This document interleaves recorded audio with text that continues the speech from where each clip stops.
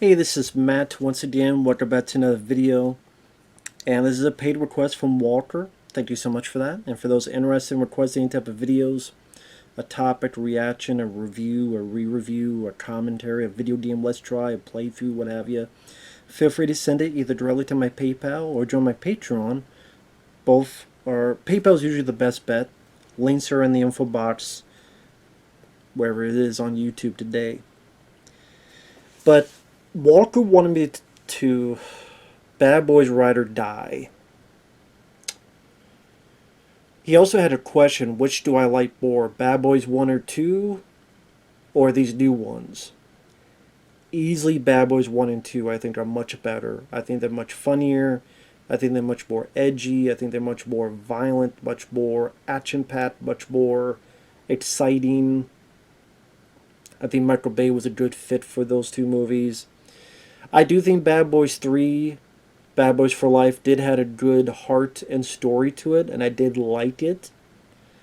The action scenes were entertaining, but I don't think as good as the second film. And it was, like, the first film I think is the funniest, and the second film I think has the best action. And it's a good 1-2 punch. Third has some good heart to it. This one had none of that. I think this film sucked. I think this film was shit. I think this film was awful. And is it the worst movie of the year? No. But I think it was crap. I think it was utter crap. And please, no more Bad Boys films after this. Again, is it the worst film? No, it's better than Madam Web. It's better than Sasquatch Mountain, or whatever the hell that movie was. There's a couple good action scenes in the third act. Reggie! He has like the best scene in the movie. Reggie! I don't know. His name, I'm going to call him that. He deserves it. Reggie! Who was in Bad Boys 2. He definitely got his redemption arc. I would say he had the... If that's the case, he did the best in the movie. The plot I thought sucked. The story I thought was lame. The comedy I didn't think was funny. I barely laughed in this film. The plot, the villains were lame as hell. The action up until the Reggie part and then the finale was very so-so in terms of action. The direction, I think what the directors did, they did Bad Boys 3, Bad Boys for Life, and then people said, well, the action's good, but man, wish it was more like Michael Bay. So they decided to do the Michael Bay from Ambulance. Like not even like Bad Boys 2, just like, let's go with the visual style. And sometimes it was neat to look at, I will be fair. But it was too much of that. To the point that you could get seasickness from watching this film. And like again, sometimes it was like, okay, is Scott Speedle directing this? Because some like the POV shots, or sometimes it's a POV like a first-person shooter, or the POV of a watch, which that reminded me of Scott Speedle from Intruder and from Dusk Till Dawn 2. You know, POV from someone's watch. But it's like the drone shots, it's dizzying. I'm like, a little goes a long way. Use them once in a while, so then those scenes really pop up. But when you use them incessantly throughout it, and Michael Bay at least had that punch of R-rated brutality, no-nonsense dialogue, that you could really hit home with those visuals. Even then, there's a lot of good camera work in Bad Boys 2. It even then wasn't as dizzying as this. Again, this is like Ambulance type of Michael Bay, and that was the wrong Michael Bay to emulate. Emulate the Bad Boys 2 Michael Bay, or 1, or The Rock, not the Ambulance Michael Bay, which is not one of his best movies. Although Jake Gyllenhaal did a good job in that. And Will Smith, yes, it's hard for me to buy him as a tough guy after slapping the hell out of a guy who's like 2'5", named Chris Rock, who's like 50 pounds. But I can still enjoy his older stuff. Bad Boys 2, Independence Day. So I was actually willing to give him a shot. Now, his acting was not bad for Will Smith. It wasn't. to be fair, it wasn't bad. They tried throwing this PTSD that came out of nowhere because his captain died in the previous film, but he never had PTSD throughout the rest of it, like after the captain died. So like all of a sudden now he has PTSD. I get it. Sometimes it affects people later on, but if I know they said this was not the case. They were adamant in saying this was not the case. It still felt like the case of we have this so that a comedian can slap the hell out of Will Smith. In this case, Martin Lawrence. Again, I know they said it didn't, and it wasn't, but that's what it felt like. And Martin Lawrence, man, I like Martin Lawrence. This was awful from him. I hated, that's a strong word. I disliked his character in this, and the fact that I thought he was annoying. I thought he was irritating. He would not shut the hell up. And you know what I miss? I miss the Martin Lawrence from the first Bad Boys. And you had a little bit of that in Bad Boys too, but the first Bad Boys. You watch the first Bad Boys again. You look at Martin Lawrence. There's comedy he does, but he still was a badass in terms of, like, if Will says you driving slow like a bitch, he's like, well, you have to be like that, huh? Huh? I drive this car and we'll be two bitches in the sea, okay? How about that?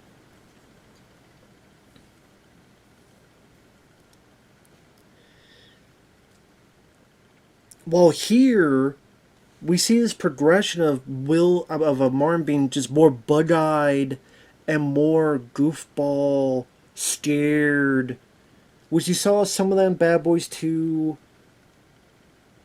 There's also more of him being angry, upset. Here we just see more of him being goofy and silly. And this I thought was the goofiest and the silliest and the least badass he was in any of the four films. And they try to put as this thing where after the opening, where they're driving somewhere quick, Martin needs to get some stuff. He buys some Skittles, because Skittles was referenced in the first movie. And he's bug-eyed over hot dogs. He's like, can I have some hot dogs, please? Can I please have some hot dogs? Please? Will told me I couldn't have some, but I need to have some because I'm scared of him. Get the hell out. I mean, what happened, Martin? Where's your balls? Where's your balls? Where's your balls? I could deal with it in the other Bad Boys films. Here it just felt like the most ballless, dickless Marcus Burnett. That's what it felt like. And then the store is robbed. And this is where you see more of the director trying to be very, very, very stylish. These directors, the POV of the watch, POV of the gun, like the gun, and it's looking at Martin. Will Smith wounds the guy in the leg. They get out of there. Will Smith gets married to a person we've never seen before. Who the hell is this person? I guess a person that helped Will Smith get better health-wise from the getting shot in the previous film. So it's not Martin Lawrence's sister from the second film. It's not any characters we've seen before. And the reason I harp on that is, why am I supposed to care about this person when they get kidnapped in the third act? We barely get to know her. We barely have screen time with her. She's there to like, how's it going? And barely act, because she wasn't that great of an actress. At least she didn't give that great of a performance. And then later on she gets kidnapped. Why should I give a shit? Who the hell is this bitch? I don't care. And then Martin Lawrence has a heart attack. Because we need to repeat what we did in the last film. One of the characters has a near-death experience. Well, all you're doing now is just reheated leftovers. Leftovers. God, it pisses me off. Because, really? That's all you can think of with your script? Well, it worked once before where someone almost died. Let's do another one where someone almost died. And then we killed off one older character, so let's kill off another older character. Spoilers, John Salley, who was in the previous films as the hacker. Granted, not as beloved as the captain, Joe Pantoliano, but still. I still liked him in the previous films. They also kill off other characters off screen. I'll get to that in a minute. From the first movie. Which I'm like, oh, really? You had to do that too? Okay. So Martin Lawrence has a heart attack and has this weird visual. I mean, it's kind of interesting, but it's like he's fallen. It's like going to his eye, and he's in the afterlife, whatever, and he's falling through water, and there's a little tree, and there's Joe Pantoliano saying it's not your time. And like visuals, like there's some interesting where like Martin Lawrence falls, and he falls in one shot to his bed, and then like without cutting, now he's in his hospital bed. I can appreciate the creativity, visual style of it. But again, a little goes a long way. When you do it all the time, it loses a bit of its flavor and becomes less impressive because the viewers get more and more used to it. And Martin Lawrence just becomes so irritating. Because now he thinks he can't die. Even though they say, listen, you gotta be careful about your heart. If you put stress on your heart. Which never comes back again. This whole thing they set up where his heart. You gotta be careful of his heart. Stress. Anything about his heart. It never comes back into the movie. Even though there's a point where literally they're on a plane that's crashing. Will Smith's dickhead son is in a cage, and Martin Lawrence is literally, he's grabbing the whole cage with all the strain. You would think, oh, okay, this is going to be, what's Will going to do? His buddy is straining his heart, maybe he's going to screw him up, but his son's in danger, that could be some suspense. No. Martin Lawrence can just hold a damn steel cage while a plane is falling so that the dickhead son don't die, even though he deserves to die because he's a piece of trash character and a piece of trash human being of a character who killed Joe Pantoliano in the last one. But I'm supposed to give a crap about Armando? Fuck Armando. Armando can suck on my sweaty balls. Just shit about Armando. Armando can eat my ass until it's clean. Have fun with the mud, bud. Fuck Armando. Armando can eat a dirty ass. Fuck Armando. But anyway. And Martin Lawrence just won't shut up, and the stuff he says isn't funny. Like, my soul is more advanced than your soul. Or, you were a donkey, and I owned you in a previous life. Shut up. Okay? He's not Shrek, you're not Donkey. Shut the fuck up. What are you doing? Awful damn dialogue. The worst comedy in all 4 films. And I like the first 3. The comedy in this sucked. The story in this sucked. The action scenes... I mean, you have the little store robbery. After Martin has the heart attack. Again, no stress, but they completely forget about that, so... Such great writing. You know what's funny? I know I have a friend, Stuntman Mark, and he mentioned how he saw 2 of these films. This and Beverly Hills Cop Axel F. And he mentioned, man, it's the same writer. It seems like he copied stuff from one to the other. I'm like, if that's the case, then he should apologize to Beverly Hills Cop 4, because he wrote that film first. I think he did a better job, because it was funnier. Yes, the action scenes are not that way, but Beverly Hills Cop films were never really about action scenes. They had action in them. I think the action in there was good. The helicopter bit, I thought was done much better because it looked much more practical. It looked like they did a lot more on set, while here it looked like a CGI. It looked like Triple X 3 when Vin Diesel and Donnie Yen had the whole plane scene. That's what it looked like. Looks like something out of Fast and Furious or that Triple X film.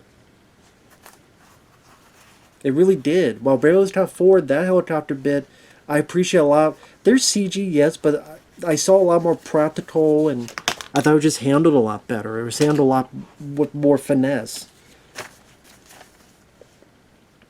And hell, that comedy worked a lot better for me. Guys, Lego cops. Than this. I didn't laugh at one bit in this movie. What, Martin Lawrence's ass out on the roof because he's in this hospital ground and he thinks he can't die? So the plot is apparently Captain Howard, Joe Pantoliano, even after he's dead, he's being framed for crimes, and our two leads want to clear his name. So they need to find evidence. They need to find stuff that the captain left behind before he died.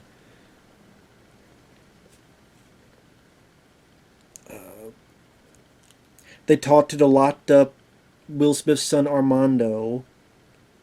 They find some bits with the captain, some footage.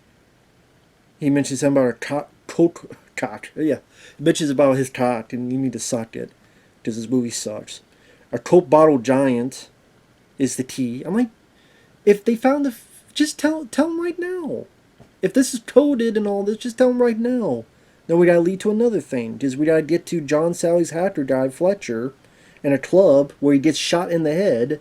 And then you have this little shootout where Martin Lawrence he thinks he can't die, so he's shooting like he's John Woo, barely hitting anybody. And Will Smith has to follow him. Then you have foot chase. And Will Smith now has this PTSD thing pop out of the blue, which wasn't in the second half of Bad Boys 3. And so far was not a thing to this point in Bad Boys 4. But so that, remember in the first movie, Will Smith's running, and he saved Martin Lawrence. Here, Martin Lawrence saves Will Smith. Someone's getting ready to hit by a car, someone saves the other. In the first film, Will Smith saved Martin. Here, Martin saved Will Smith.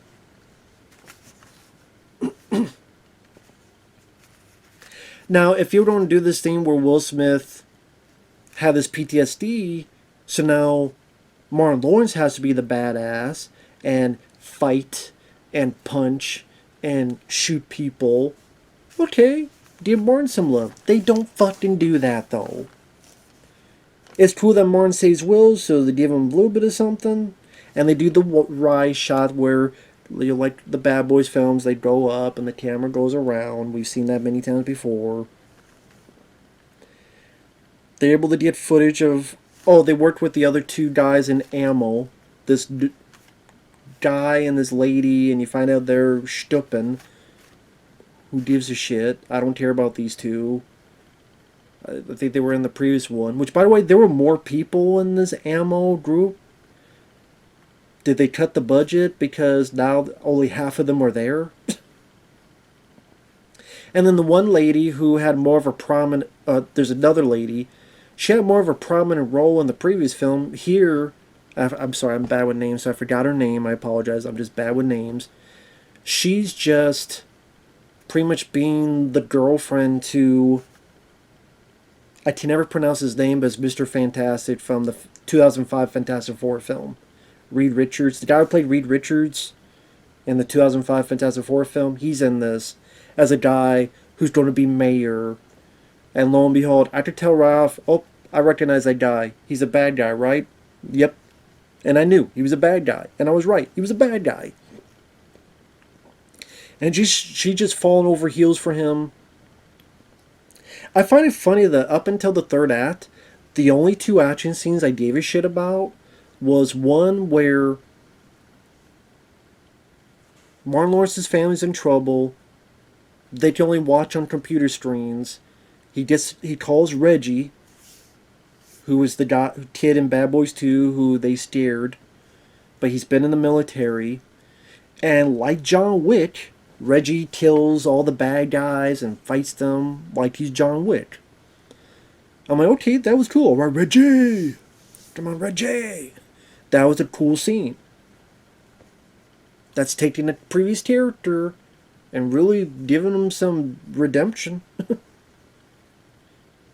for being such a scared kid who got walked and ran over in the second film.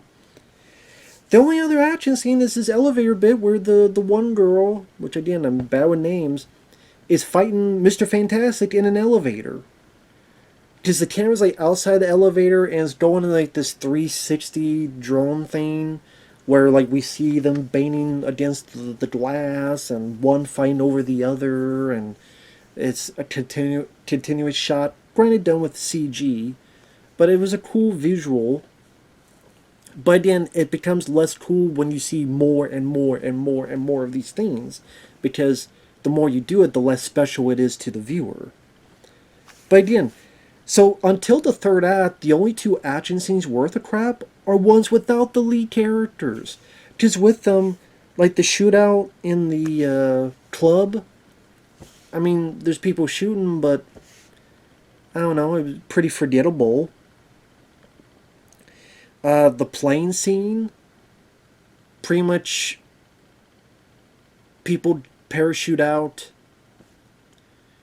His Will Smith's son is in a cage. He can't hold on. Then Martin Lawrence grabs it and he's holding on.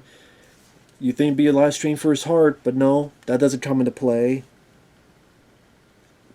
at all. This chopper cluster where the camera's going all over the place. I can barely tell what the hell's going on. And just a lot of CG noise and all this stuff. And then they land and crash and land. And then they're fugitives. Because Will and Martin gets blamed for something and killing the good guys on the plane. And they're on the run. And then they make it seem like, oh, all the bad guys are going to be after them. They're going to come out of the woodwork. That only happens one damn time. Where there's a bit where they get shot at, the van's on fire, they're driving the van, which, hell, I think that van bit was done better in the first film. It wasn't quite on fire, but Martin's like, what am I smelling? What's that smell? Oh, that's great. You hijacked a truck with all this stuff in it? I thought that van scene in the first Bad Boys were done better than this. Oh, one of the stuff they hear about Joe Pantoliano, he tells that Sanchez and Ruiz, again, I'm bad with names, I apologize. Those were the two cops in the first movie that helped Martin Lawrence and Will Smith in the first film. At the end, they died off screen. Apparently Joe Pantoliano had sent them and they died undercover. And that's why he never told Will Smith and Martin Lawrence. So, I liked those two guys in the first film. They died off screen, undercover. Sorry. Tough titty for them. So now, that's almost everybody from the first Bad Boys dead except Will and Martin. I just Taya Leone. Good thing she didn't come back to her. She'd die too. If you're not Will or Martin, well, I guess Martin's family. Although they recast the actress who played Martin Lawrence's wife. I don't know if it was health issues or something else, but they recast the actress.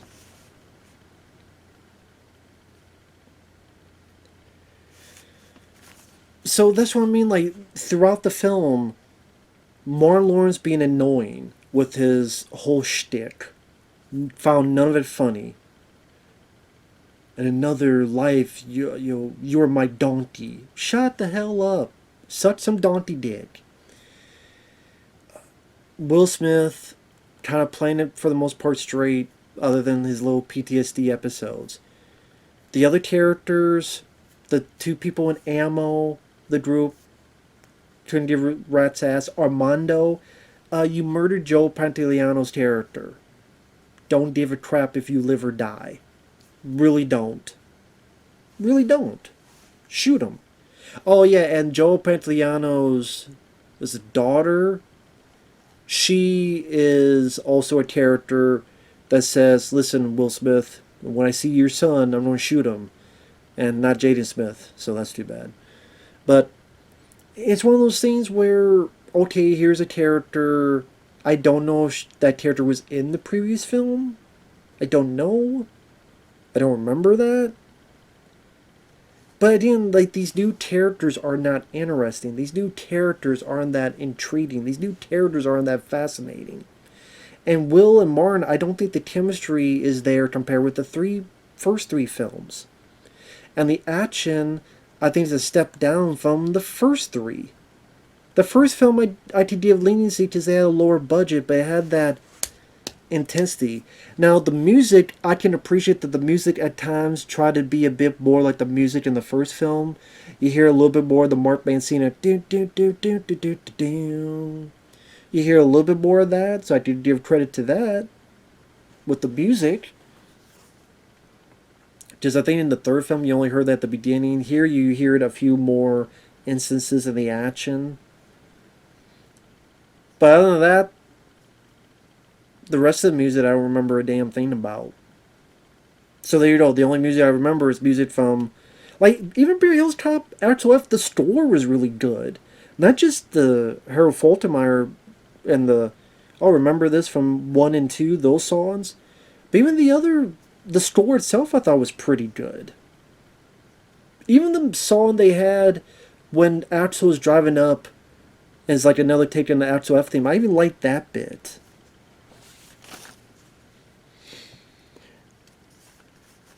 Here, I'm just so disinterested in the movie. I did not think I would hate the film this much. I really did not. I thought it would be a time waster. I really did. But I would never want to see this film again. Again, are there worse films? Absolutely, there are worse films this year. Like, if I looked up a list, I could easily say that, you know, Rebel Moon Part 2 is way worse. And Ghostbusters Frozen Empire was worse. And Madam Web was way worse. And Sasquatch Sunset was way worse. Night Swim was way worse. But I gave this a 2 out of 5 stars. Because I really believe my feelings on that. That's really how I feel about it. For me, it's a 2 out of 5 star film. The third act at an abandoned amusement park. There's a couple decent action bits where Martin Lawrence slaps Will Smith, and I know the makers said that was not on purpose, but come on. These filmmakers know that when you put that in, it wasn't even like I'm going to pinch you, or I'm going to punch you, or I'm going to hit you in the leg, or slap you on the side of your head. It's literally a slap across the face. And multiple times. And I'm sitting there going, dude, you know with what happened with Will Smith. You know. A comedian slapping Will Smith.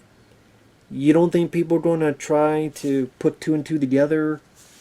When, again, it could have been a punch in the shoulder, or even a punch in the mouth, or in the leg, or twist, pinch. Even pinching his nipple, whatever, something, anything he could have done other than a slap. So, I know you said it, but you were thinking it. Otherwise, you would have changed it. Like, come on, give me a break. You thought of it, despite what you say. Now, when they're going up, and there's like a bit where Will and Martin, they move out of the way of this missile that explodes behind them, that looked kind of neat. When they go in, and at times it becomes like a first-person shooter at times. Martin Lawrence doesn't have a whole lot to do in the third act, though. It's more like, okay, this is now Will Smith's turn to be action hero. So Will Smith is shooting. Martin shoots a couple people when in the first-person thing, but it's mostly Will Smith. In fact, Martin falls in the water, and there's this big albino gator that Will Smith has to save him from.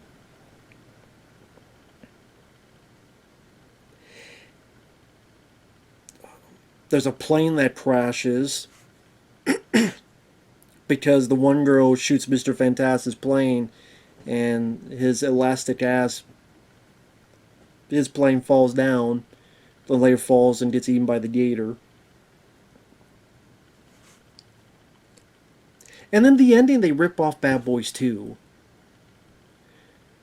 There's Will, Martin, a hostage, and the bad guy. The four of them. But instead of Martin and the girl, but then Will Smith is the hostage, here it's the girl and Martin on a hostage, and then Will Smith has to shoot. So Will Smith shoots Martin Lawrence, and then shoots the bad guy. Which, hell, that just reminded me of the ending of Another 48 Hours, to be honest. And then Nolte shoots Eddie Murphy, shoots the bad guy. Here Will Smith shoots Martin, who's got a vest on, shoots the bad guy. But even then, it's like, just reminds me of Bad Boys 2. Or we're going to do Bad Boys 2, but we're going to reverse it a bit. That's all they did. And again, Martin Lawrence barely does anything in the finale. He's behind he's behind Will Smith, following him. We see him shooting, but we don't see him hit much of anybody. Barely anybody. Like a little bit. Think of like Bad Boys 1. Forgot your boarding pass. And then Martin at the end shooting, the guy in the head and him falling into the mine, blowing up. Okay, Will Smith got a lot of stuff to do, but give Martin some great moments.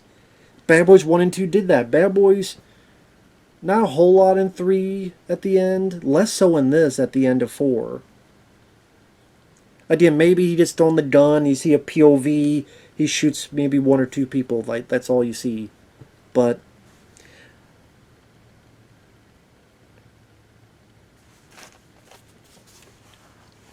and then that's the end of the movie.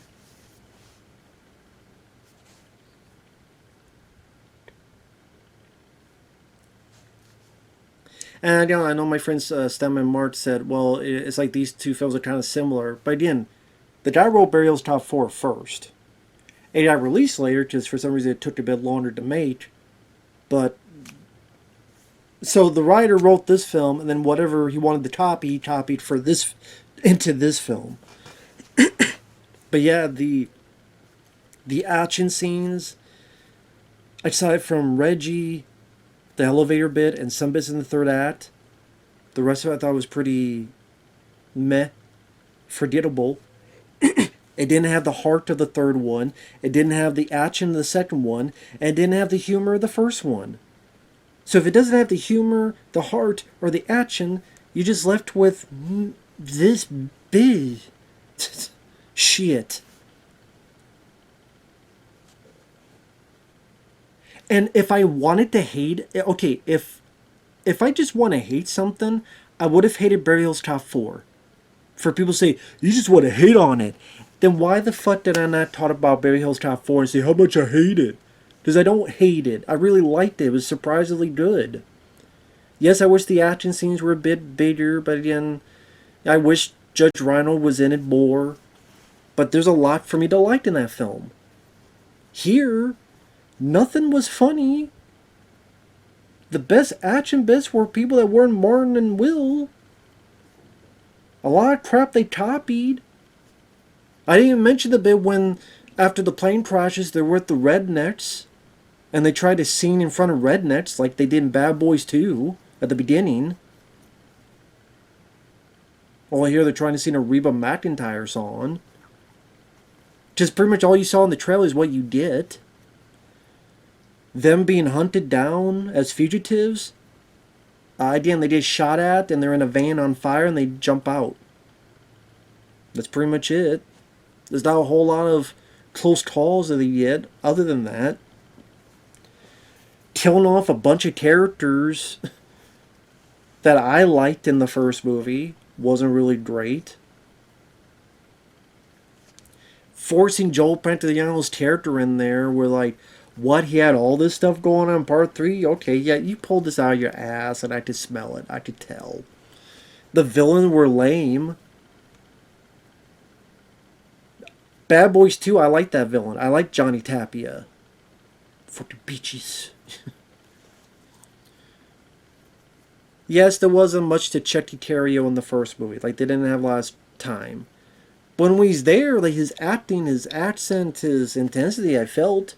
I didn't feel jack squat in this. I easily think this has the worst villains, has the lamest story, and again, doesn't have... And, like, the direction was just very overly stylish to the point it was dizzy and seasick worthy.